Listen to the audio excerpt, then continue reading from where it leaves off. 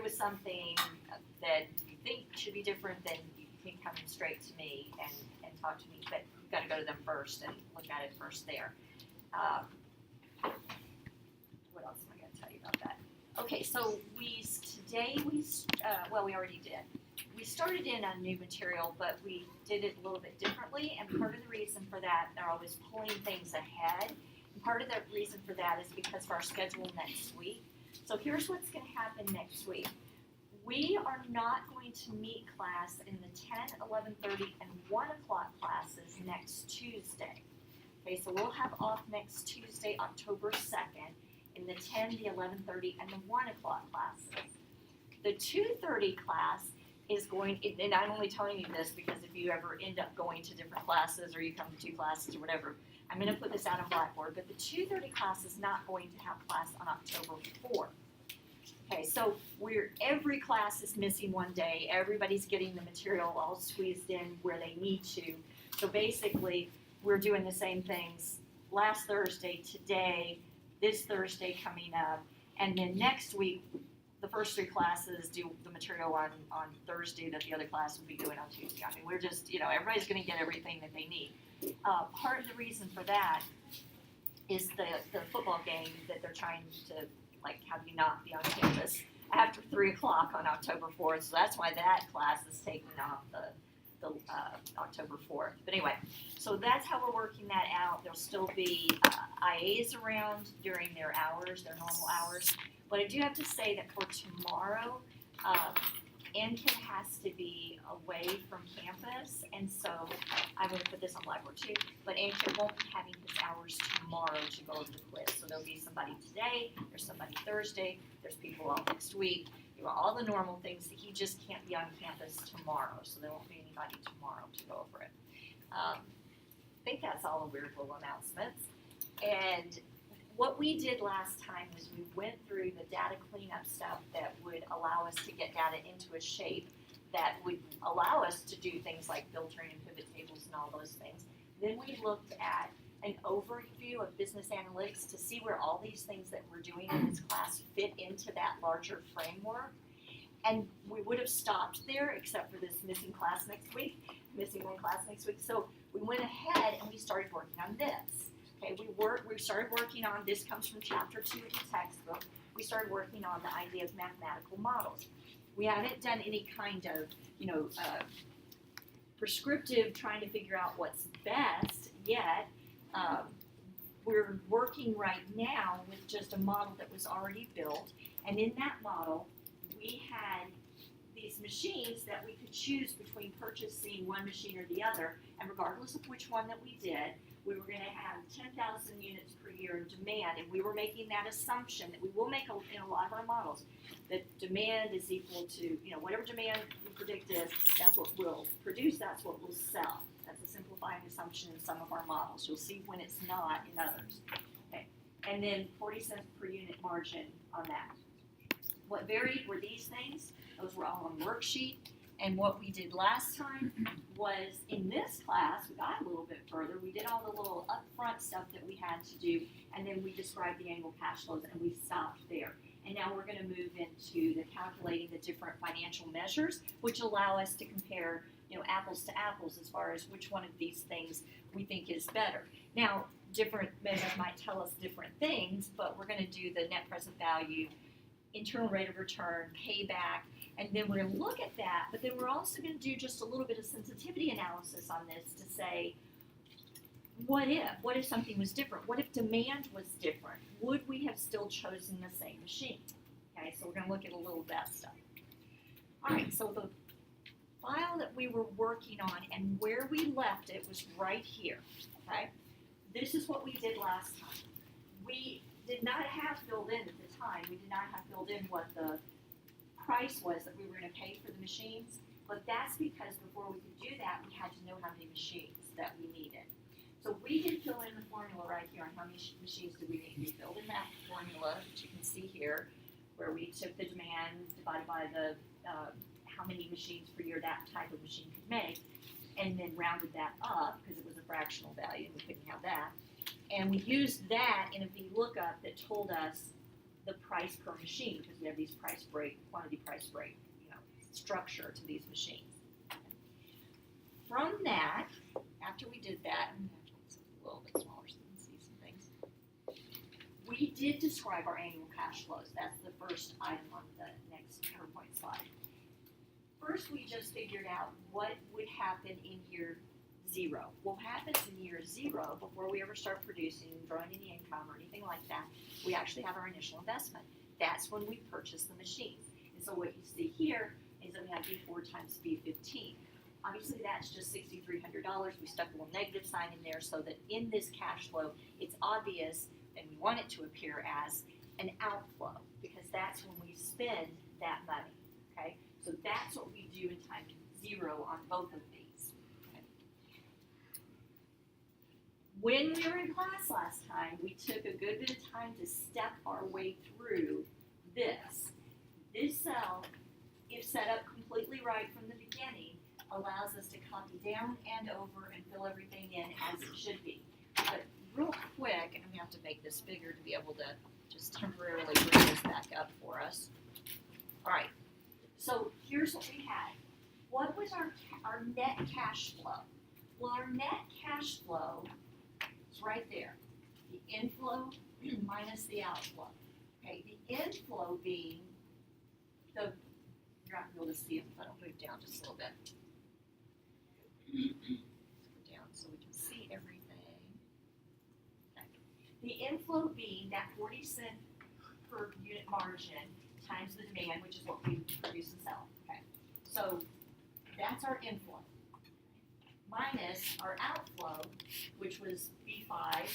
The only outflow that we had on this sheet, this pretty simplified model, was just a maintenance cost per machine. So B5 times B15. All right, so that was our net cash flow.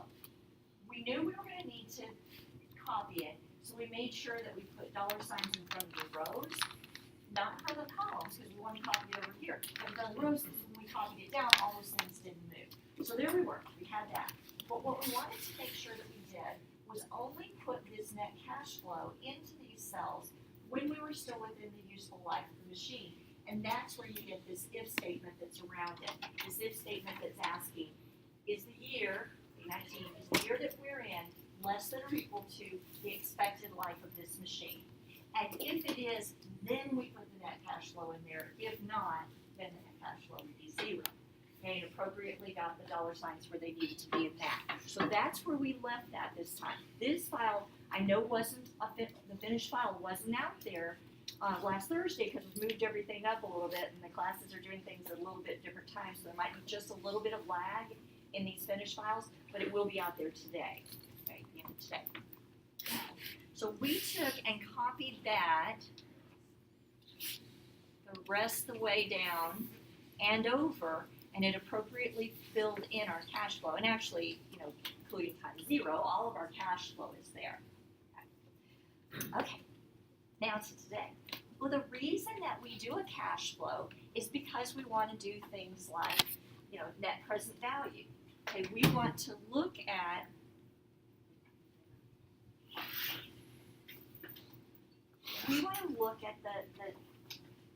the net present value of that flow. Why is this important? Because when we're dealing with financial stuff, and you take finance classes, and you recognize that there's a time value to money.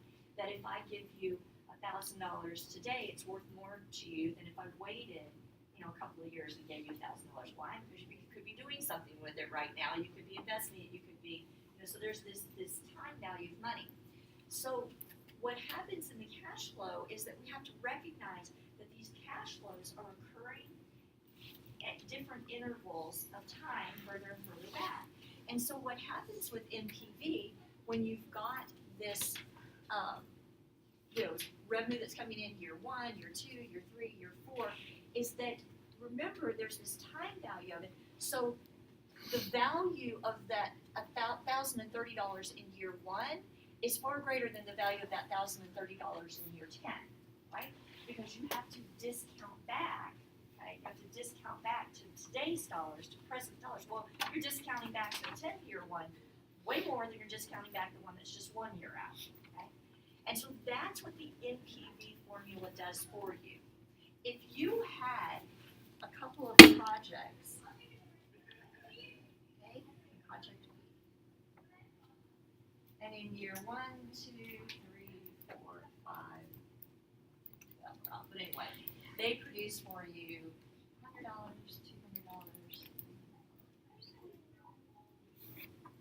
And this one,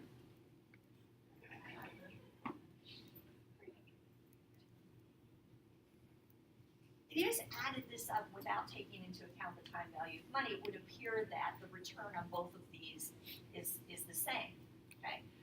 But the net present value of them is not the same. Which is the better project?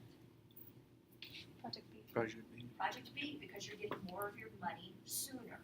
Because what happens is, this has to be discounted back one time period, X, this one 2, X, this one 3, it's whatever it is, this one 4, this one 5, add it up, that's NPV. But that NPV will be larger because the largest number was discounted back the least amount. Okay? The largest number here is being discounted back a greater amount. It's just the flip-flop, and so this will have the higher NPV. That's what the NPV function is doing. So that's what we're going to do here to make this comparison between these things.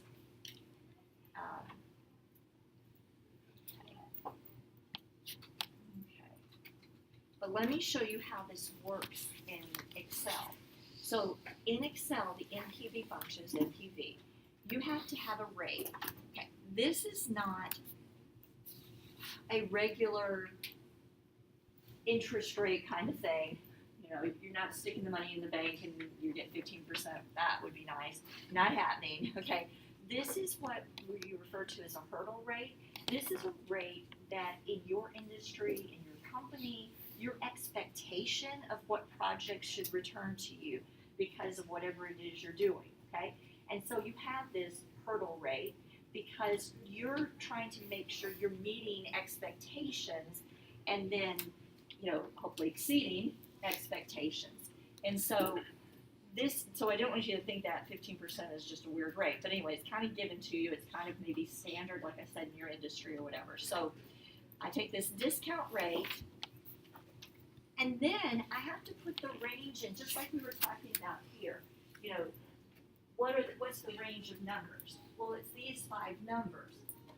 And Excel recognizes that the first one in the list will be discounted back 1, the second one in the list will be discounted back 2, etc. It knows exactly because of its placement how much it's going to be discounted back, how many time periods it's going to be discounted back. So one of the things you have to do, though, on this is only include time 1 through n, however many you have. Okay, start at time 1. Now, does that mean that initial investment in time 0 is unimportant? No, it's very important. It just isn't inside the Excel NPV function. But for the real calculation of net present value, you do have to take it into account, but you have to take it into account outside of the Excel NPV function. And so we do have to reduce that NPV by the initial investment. I'm going to say plus, of course, because it's already a negative number right here. But if you did this NPV, you said B13 here, and you took this and you did the whole range, the 18 to 2028, that would be, it probably wouldn't be tremendously off, but it would be a wrong number, okay? Because it'd be taking your time 0 initial investment and discounting it back 1 time period, and your time 1 and discounting it back 2. So it wouldn't do what you intended for it to do. Would it be way off? No, it probably wouldn't be way off, okay, depending on the numbers. But that's not how it works. That's not how you set it up. You have time 1 through n here, and the initial investment is outside of the NPV function, but that is how you calculate the net present value, which on this one happens to be negative. Okay, so we'll talk about that in just a second, why that one's negative. For machine 2, all the things that I have in here just line up perfectly in the columns, so I'm able, that wasn't what I meant to do, looking and clicking. Okay, I'm able to just copy it over, and there's my NPV for machine 2. Okay, So maybe that's not the only measure that we want to take into account. Maybe we also want to take into account what the internal rate of return is. The internal rate of return is the rate at which NPV would be 0. Okay? At what discount rate would NPV be equal to 0? Okay? So at this rate, at the expectation that we want to make 15% on our projects, see, because here's the thing, you have limited resources. You need to be investing in the things that are going to make you the most money. You just can't, just because this might have a positive return doesn't mean it's your best choice for your resources that are limited and you need to choose between different things. So the reason this is not saying this loses money. This negative NPV is not saying this loses money. This negative NPV is saying this doesn't meet our expectations for 15%. Okay, there's a difference. Okay, it's just saying it doesn't meet our expectations for 15%. So the IRR is going to tell you what the actual internal rate of return is for this project. Okay, so when we do IRR,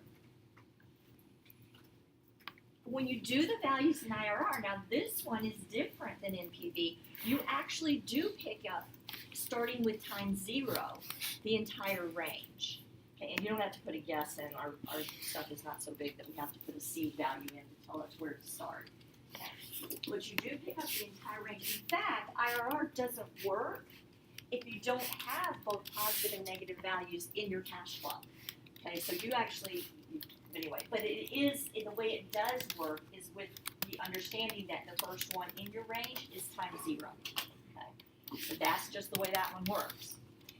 So what this is saying, so this IRR is going to be lower or higher than 15%?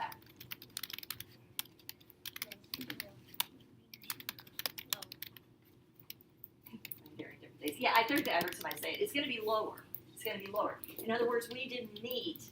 The reason we had a negative NPV is because we weren't meeting the 15%. But how much lower is it? I don't know until I hit return here. Okay. And I'm going to give it some decimal places so that we have. Okay. That's the NPV.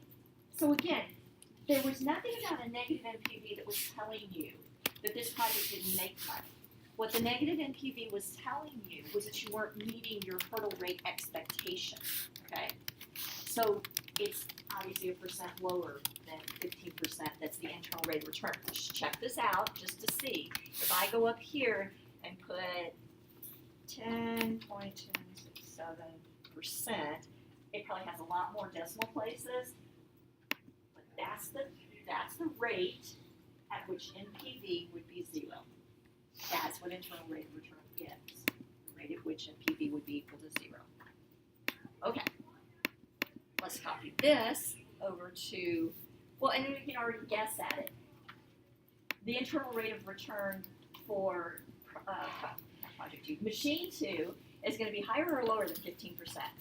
Higher. Yeah, it's definitely going to be higher because you had a positive NPV, meaning you were exceeding the 15% hurdle rate expectation.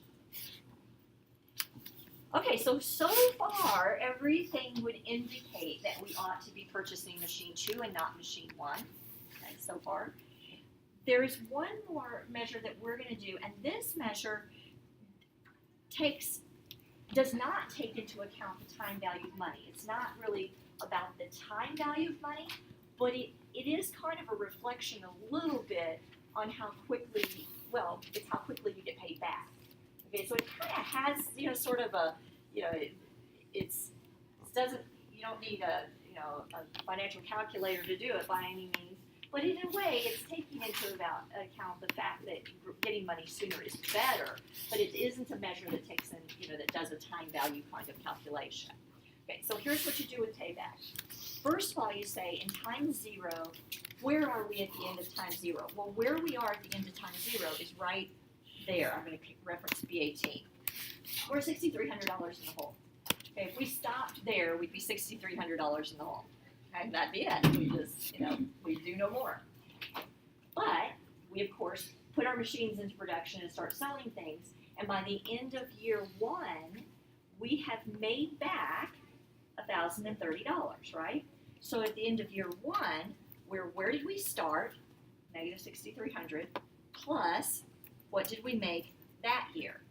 Well, that year we made $1,030. So E18 plus B19, we're still in the hole, but we're beginning to climb out of it, okay? We're $1,030 ahead of where we were, but that second one can be copied the rest of the way down. And what we're looking for is, at what point do we finally break even and get out of negative numbers? And we're not trying to find the exact moment in time, we're just the time period in which we finally broke even. And the time period in which we finally broke even here was time period 7. This is not a formula, this is just a look at it, time period 7, boom. Okay. The second one, it's where were you? We were 63, because the very first one is just a reference to, the initial investment that's over here. But here it's like, where were you, plus what did you make that year? So you came, out of the hole, 1,030, 1,030, 1,030, 1,030, 1,030, until you finally, at some point, broke even and then began to make money. And that, at some point, was during year 7. And the year, that's all I'm doing, is just saying the year when we finally broke even and started to make money was year 7. So it's no formula, there's no formula there. The way these are set up, I'll just do any one of them. We can just copy this entire column to get machine 2 payback. Of course, we only start out $3,300 in the hole, and then we already start making money faster. And where we eventually break even and begin to make money here is in time period 3. In this example, every financial measure that we did points to purchasing machine 2 instead of machine 1. Okay? Is that always going to be the case? No, it's actually not always going to be the case. You can contrive examples in certain ways that the ones that don't take time value of money into account can actually end up giving you like a quicker payback, even though it had a lower, you have to get the right numbers in there. But in this particular case, everything points to us. We should get machine 2. And that's what we would do just based on this. But one of the things we also want to do is always do sensitivity analysis after we have made a decision about something.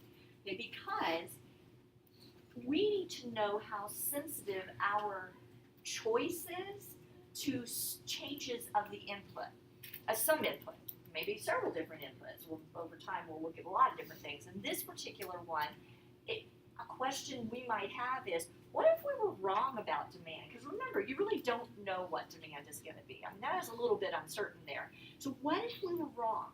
If we're wrong about demand and we had a different number in there for demand, would we have still chosen machine 2? I don't know. That's a good question to ask. You want to see if you feel better when you do a sensitivity analysis. If some changes to your input lead you to the same conclusion, okay? Even though you change input, it leads you to the same conclusion. You feel much more confident about the conclusion that you've reached, right? But if little small changes in your input change your conclusion, you don't feel quite as comfortable presenting that to management and everywhere else, because you're like, unless, of course, we don't do what we think we're going to do, and then this would be the totally bad decision. That's the kind of thing that you need to figure out. So we're going to do a pretty extreme variation in demand over here. And I don't care how you put these in. It does not matter to me how you put these in. We're going down a column, put in 1,000 all the way up to 30,000. You're going to want to find a semi-automated way to do that, which I don't care what that semi-automated way is. If you just click, you drag, you do whatever, I'm gonna fill the series in steps of 1,000. You needed to know that. In steps of 1,000 all the way up to 30,000. and just fill in. But what I'm trying to do is get 1,000, 2,000, 3,000, all the way up to 30,000. So what if our demand is a good bit less or drastically, higher or lower? Would we have still picked machine? Would we have still picked machine 2? So I've got the input values. They go all the way down to 30,000. So 1,000 all the way down to 30,000. I'm just going to pick one of our measures to look at, and the measure I'm going to choose to look at is NPV. So at the top, just above, top of that next column, I'm going to make a reference to cell B30. So at the top of this column, make a reference to cell B30, and I'm actually going to copy that over so that I'm looking at, in the first data table column, I will be looking at the NPV of machine 1 if demand is 1,000, 2,000, 3,000. The second column, I'll be looking at the NPV of machine 2. So at all these different levels of demand, I'm going to be looking at what was the NPV of machine 1, what was the NPV of machine 2, and trying to figure out in each of those cases, which machine would I have chosen. Okay, so I'm just putting this in for,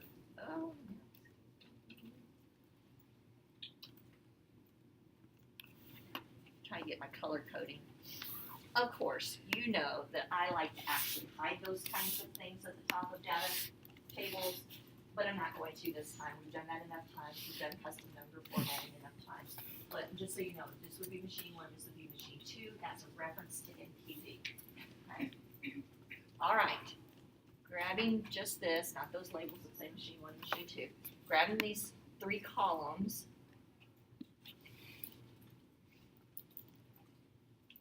Get a little bit smaller for just a second. No, I'll put it back up here. I go to data, what if analysis. It's always in different places. Okay, so the data, what if analysis, data table. So this is something we've already done. And we'll continue to do data tables the rest of the semester in different ways, but they are a wonderful form of sensitivity analysis. So the data table, it is a one-way table. Even though it has 2 different outputs, it only has 1 input.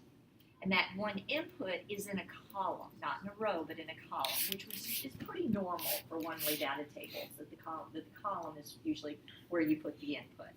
Okay. So that 1 input is in a column, and it's this number right here. Where does that number right there go? Right here in B11. So I'm asking Excel to put in 1,000, tell me NPV of 2 machines. Put 2,000, tell me NPV of machine 3,000, all the way to 30,000. So put it right there in B11, and when I click OK, probably don't have formatting that looks good. I will do that because I like for it to look good. All right.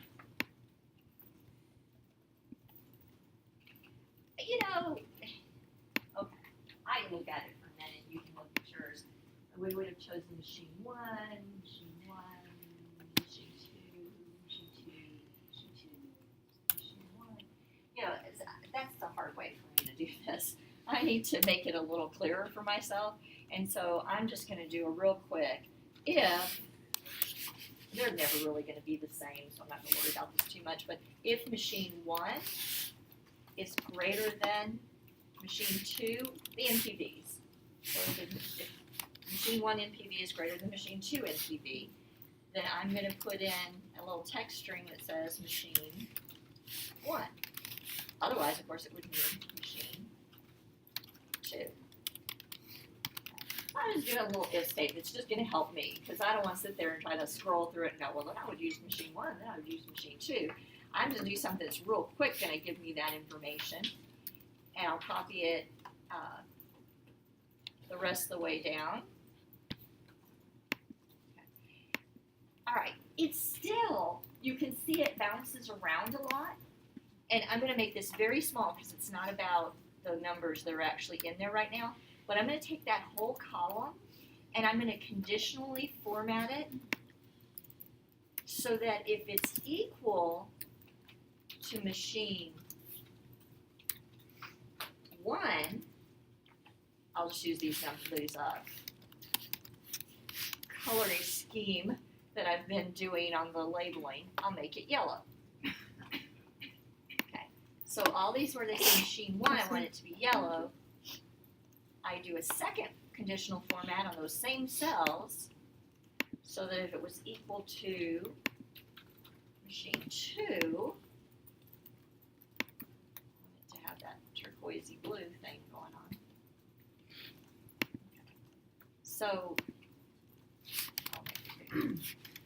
so I did a little if statement because I was not going to be able to pick this out very easily. But even when I did the if statement and I said machine 1 and machine 2, it still didn't pop off the screen at me quite as easily. So I just went back into all those machine 1, machine 2s and conditionally formatted it so that I could see, so it would I would notice. All right, let's just look for just a second. Our demand that we predicted originally was the 10,000 units. There's our NPVs. We chose machine 2. If it was a little below or a little above, we would have still chosen machine 2. If it was even 12,000, we'd have chosen machine 1. Or 13, or 14, or 15, or 16,000. We would have done better with machine 1, not machine 2. So when you look at this, that's not really what I was trying to do. When you look at this, I'm just going to get it where you can just see the colors. That's just the main thing. This is very lumpy. Okay, that's what we refer to it as. It's very lumpy. It's not just like, oh, below this amount, use machine 1. Above this amount, use machine 2. It's not like that. It's not like that. It jumps back and forth. It jumps around. Machine 1, then machine 2, then machine 1, then 2, then 1, then it's just jumping around all over the place. What makes it like that? What makes it so lumpy? There's actually a number of things that do. What are some of the things you can think of that make it a lumpy output?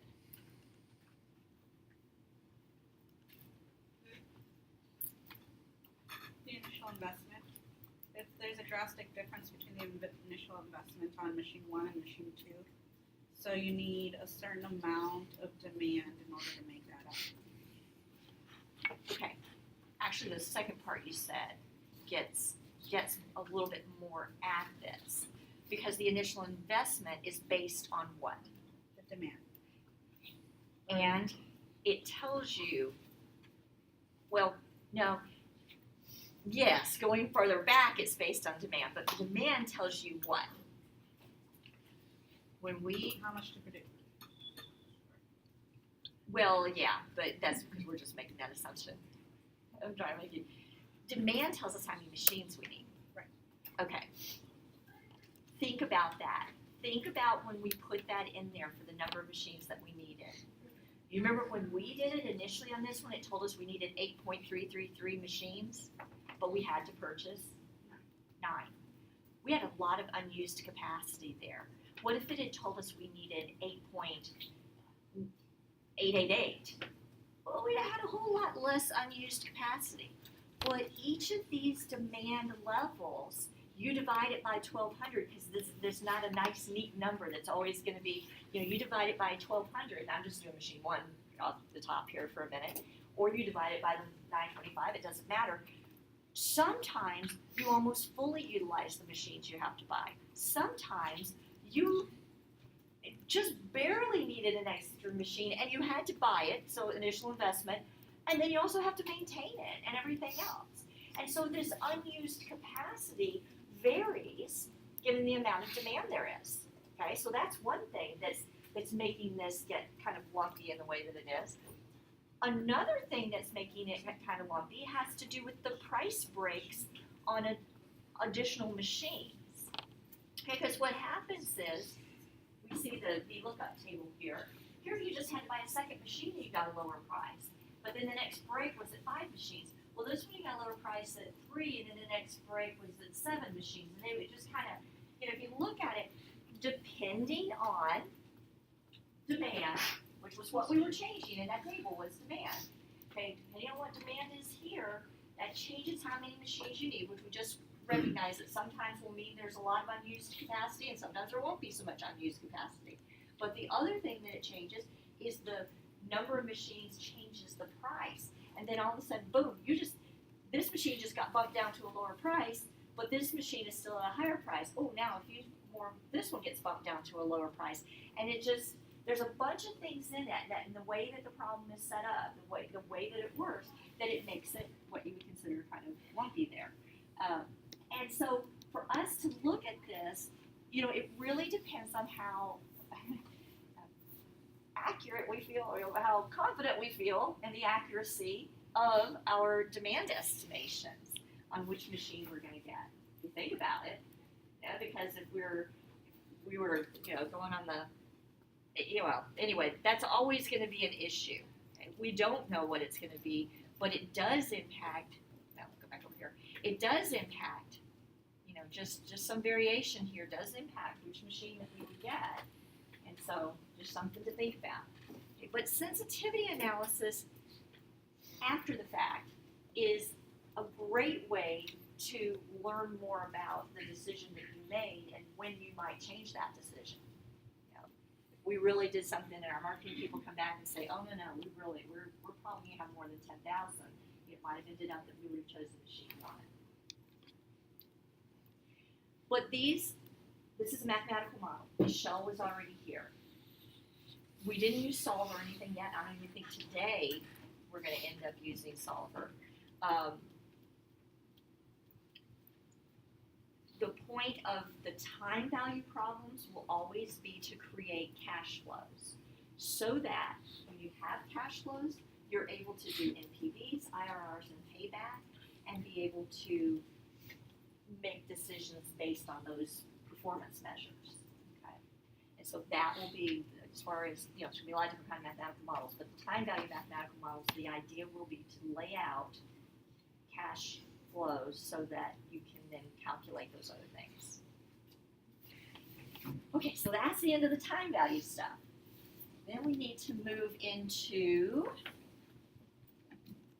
the next area, which would be what we would be doing Thursday, but this introduction to actually building the models ourselves, as well as eventually, although it won't happen today, using a tool called Solver. There will be another tool that we use though. Maybe. I'm looking at the time. I'm not sure.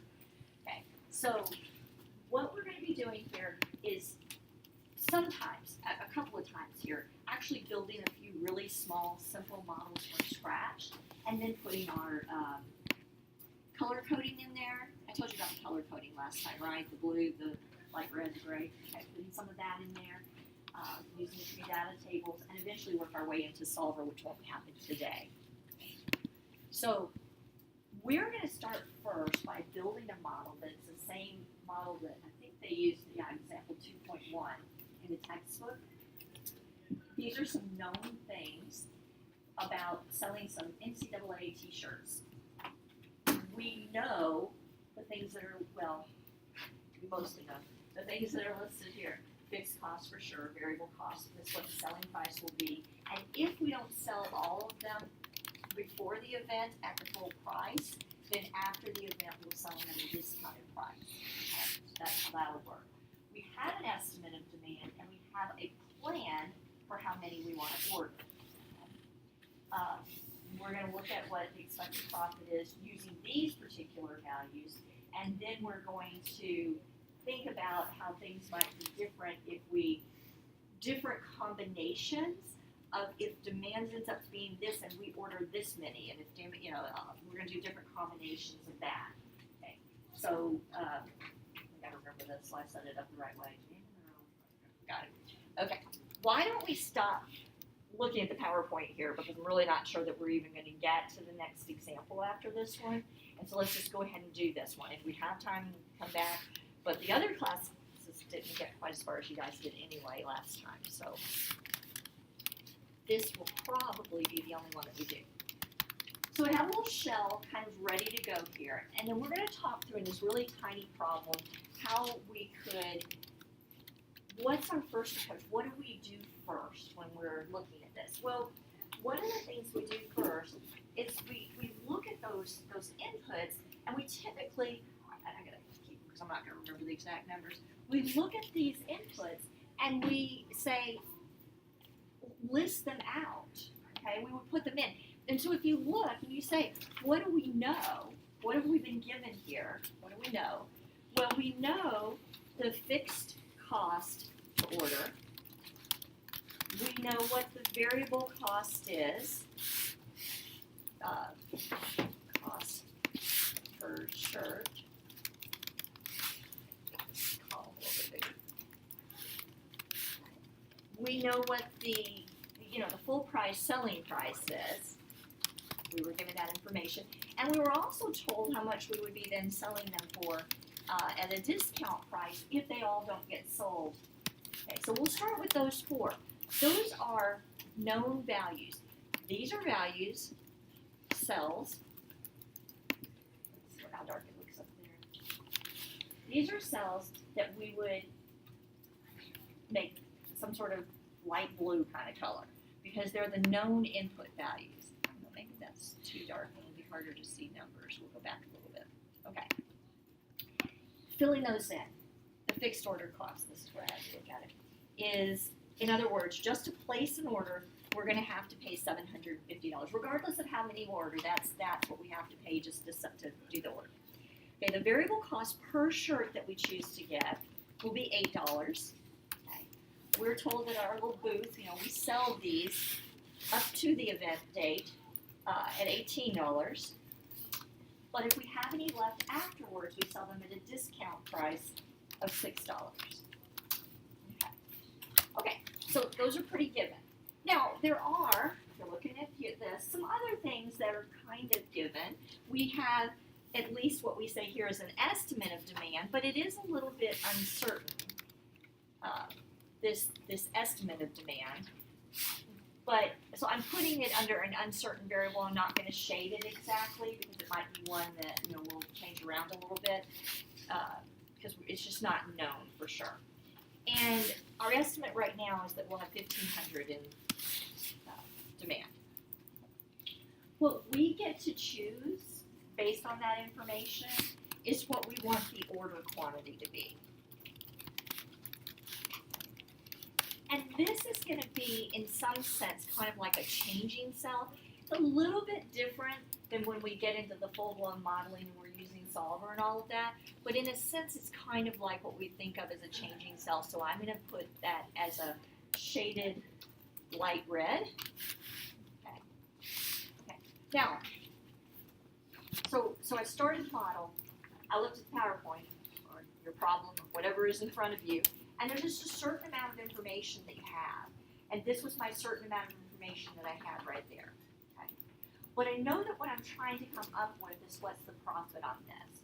Well, in order to get profit, I have to figure out revenue and I have to figure out cost. Because then revenue minus cost is going to be profit. But and I've gone in a little bit different order because this is harder, so I put this first. Doesn't really matter. You're going to have to come up with both revenues and costs in order to come up with profit. But we have two different types of costs. What's one of our types of costs? What was that? Fixed and variable. Fixed and variable. So I heard both. So we'll put them in there. So fixed and variable. Those are. This is just my convention. This isn't really a book thing. But for me, whenever you do have to put a formula into something or you have to enter something like that, I always put little outlines around the cells. You'll just sort of get used to that on the models when we're doing them. Hopefully I have those on the one on yours, but if not, put them in. All right, so once we get past this, I put the inputs in to the worksheet. I am not then going to type 750 here, okay? Once I put those in once, I'm never putting in hard-coded values there again. From that point forward, I'm always referencing the cell that has it in, okay? So I'm simply going to reference the cell that has the fixed cost in. So I'm referencing B4. What's the variable cost? How do I figure out the variable cost? The cost per shirt times the order quantity. Exactly. So B5, it's $8 per shirt. And how many do I order? At the moment, I'm planning to order 1,450. Okay, but that may change. So it's B5 times B13. That's what the variable cost would be.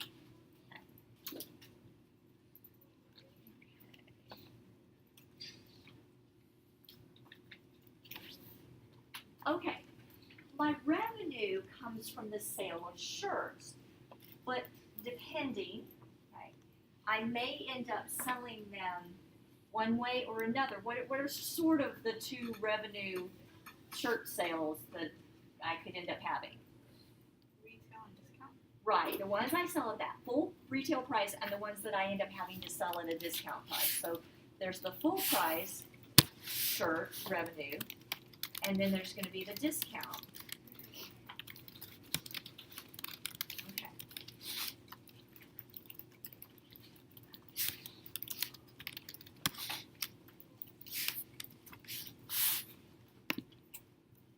All right, so setting aside the numbers that are actually in the cells right now, step back from that and just say to yourself, how do I know what the full price sales will be? I know what the full price selling price is. It's $18, right? Okay. But how many am I selling at full price? Your order quantity minus the demand, or the other way around? Maybe. Or kind of yes, but let's think about that a little bit more, because you actually said two different things, and she asked both of them. So, is it the order quantity? Is it the demand? What am I multiplying by the $18? Your demand. The demand changes, so you're gonna change that to reference the full price by the demand, and whatever's left, subtract over from it. But that's only true if what? If demand is lower than the order quantity. Right, right. So when I ask the question, is it the $18 times demand or order quantity? Okay. Yes. Okay. But it depends. And it depends on whichever one is actually lower. Actually lower. Because if you order $14.50 and the demand's $1,500, how many are you selling at full price? $14.50. You unfortunately lost out on the opportunity to sell 50 more. But if you ordered, let's just put a different number in there for a second, 1,600, how many are you selling at full price? 1,500, because that's all you had demand for. And then we do kind of make this little assumption that once we start selling them for $6, the rest of them will go. But that demand is the initial demand up until the day of the event, and everything. And then after that, we do make the assumption that people will just want them because they're super cheap at that point. Okay. You always have to make little assumptions in your model like that. Okay, so it's absolutely, which I'll just put this back to the original numbers so that we've got that in there. It's whichever one is lower. Okay. So when we set out to put a formula in here, we have to ask that question. If, all right, here's the thing. I don't care how you put this next little part in here. I don't care if you ask if this is greater than this, or if this is less than this, or if you ask if this is greater than that, or if this is less than. There are 4 ways you can put it in there. I don't care which way you put it in there, as long as your logic of what is supposed to happen follows what you put in there.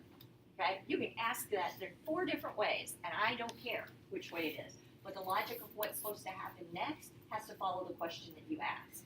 Okay? So which do you want to ask? If what's what? Order greater.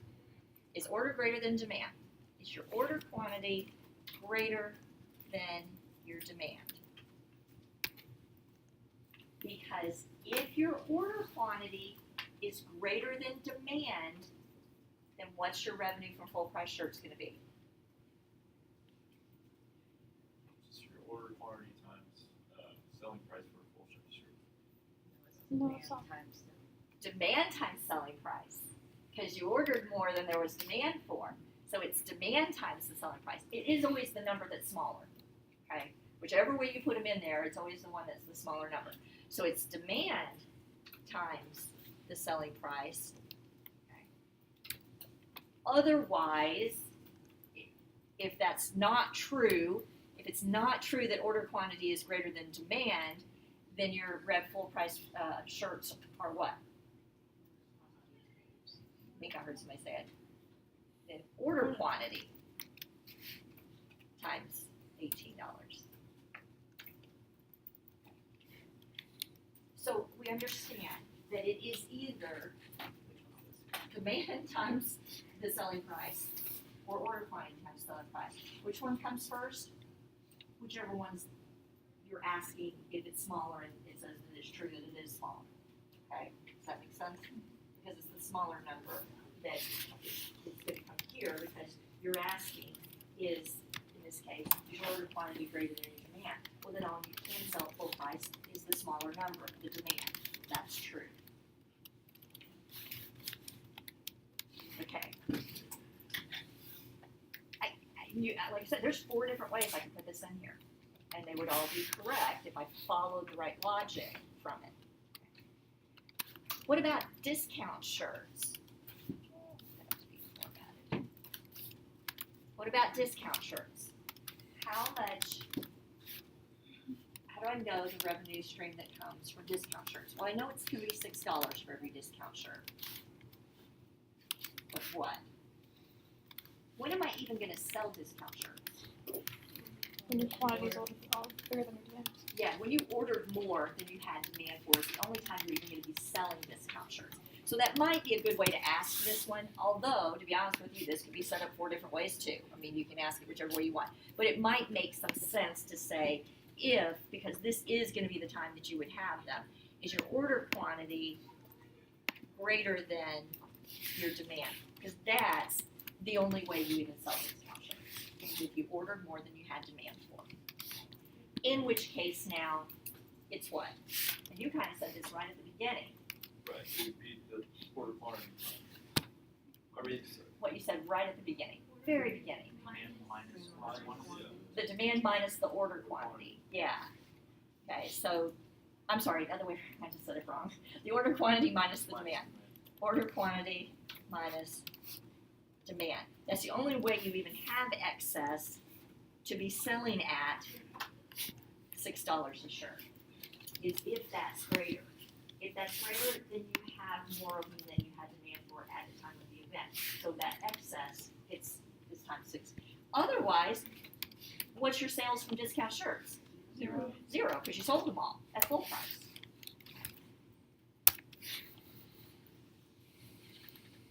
Okay, so good? Those formulas? I'm gonna click on it. In this case, you see that it works because see, we didn't have any excess. Let's put 1,600 in here. We have excess. Now there are some to sell at the discount price. Okay. I'm going to go back to the original numbers so they're in there. But your profit now is simply going to be what? It's not super simple. You still have to do a little bit of a formula, but the concept of profit is what? Revenue minus cost. So we're going to sum up the revenue that's in B20 and B21 and sum up the costs. I mean, that's the way I'm doing it. It's certainly with just these 4 things, you could just say B20 plus B21 minus B20. You know, I don't know how you put it in there, but it's the sum of the revenue minus the sum of the costs. And in this original one, we make $13,750. Okay, so let's think about that for a second. We do realize that we don't always 100% accurately predict demand. We base our decisions on what we think demand is going to be. And we said, well, just to be on the safe side, maybe we won't order quite so many. And here's why. You don't really want to end up ordering more than what you have demand for, because you lose money on those shirts. Granted, it's still better to sell them for $6 and hang on to them and lose the whole $8. We get that, okay? But you lose money when you sell them at a discounted price. If you weren't losing money on the discount price, if you sold them for $8, then order as many as you want, right? That wouldn't be a very exciting problem. The reason the problem is interesting is that you have to pay more attention to it because you're selling them at a loss when you sell them at a discount, okay? So you don't want to be over-ordering things. So what we're going to do is do a real quick little data table where we put in not 100, 1,000, all the way up to 1,800 in steps of 100. Do a little bit of sensitivity analysis on this. And I'm going to do the same thing. This is the side I'm going to put order on, but I'm going to copy it real quick and transpose, paste it over here because I'm just trying to make this really fast. And over here, this is going to be where I do the order quantity. And up here, this is where I'm going to do demand. So I'm just sort of labeling them kind of super fast. But I'm going to do a two-way data table that says, what if, what if, what if? What if I had ordered 1,600 and demand was only 1,500? What if I had ordered 1,300 and demand had actually been 1,700? Just, I'm going to do a little what if. All the combinations of the exact same 1,000 to 1,800, and what I want to see is the profit that would have resulted in all these different combinations, okay? So with the two-way data table, whatever I want to see as output, then I put up here in the corner. So I'm putting a reference to the cell that has profit, which is cell 22. Okay, so let's see what would have happened in all these cases.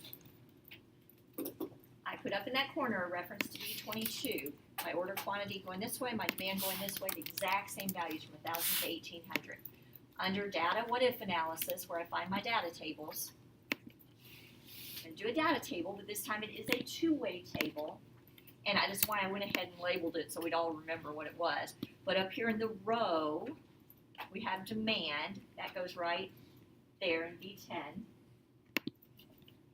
and in the column, we have order quantity, that goes right there in B13. And I just did that, the PowerPoint told us to do it that way. So, okay, so that's the direction I'm doing this. Click OK, it fills all of it in. You know, we can make it dollar signs if we want, but I don't want decimal places really.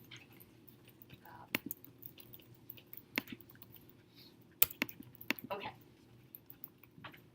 Just so you know, and it will make sense when you think about the logic that goes behind it.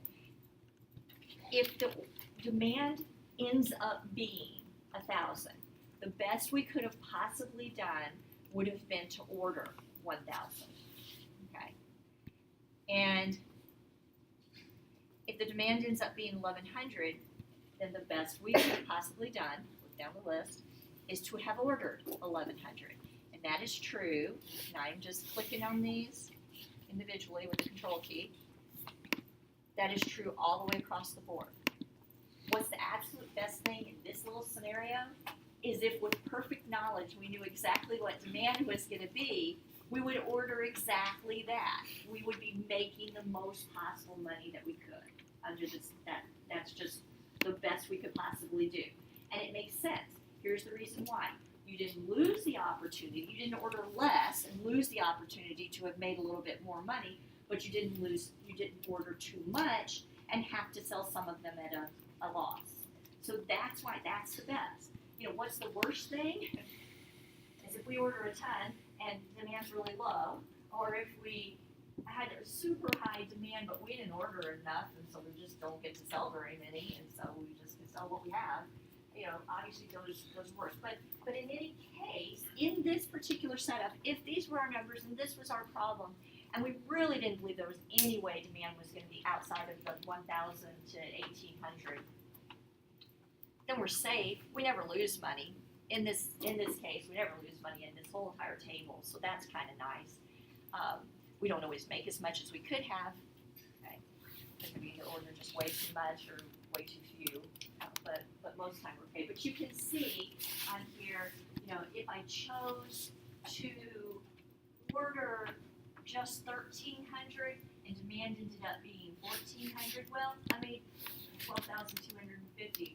Whereas if I had, ordered more, I made another $1,000. But then again, if I ordered too many, yeah, they're all positive, so that part's good. Okay, this is a little team model, but it kind of encompasses everything. Let me go ahead and make this cell gray just for fun, because it is sort of what we would think of as our goal, our ultimate goal, and what we're trying to get at here. Okay, so this little tiny problem encompasses everything that we think about. We have a set of information. We begin to list out inputs. We shade the cells blue that have the inputs in them. We know that there are going to be some things that are like maybe changing things that are under our control that we might want to, adjust. And, the uncertain is just the uncertain, but we might want to adjust some things. We put those in kind of light red. There are calculations to be made in order to come up with what we were trying to get at. And what we were trying to get at was profit. Okay, so there were some obvious calculations that had to be made with respect to costs and revenues so that we could get to that. Even after we get this and we say, okay, this is how much we're going to make if these, if we order this much and that's the demand, it's always good to do sort of that little sensitivity analysis type thing to say, well, let's look at the bigger picture. What if we're really not sure about this? Let's look at all of our possible order quantities with respect to the range of what we think that demand could be, and see where we feel comfortable and where we ought to order. Okay. So kind of, it's tiny. It's in the textbook in 2.1, but it is a representation of kind of all the things that we're going to do. Questions about this one? Okay, my next two classes did not get as far as you did on the time value. They didn't get the cash flow listed out.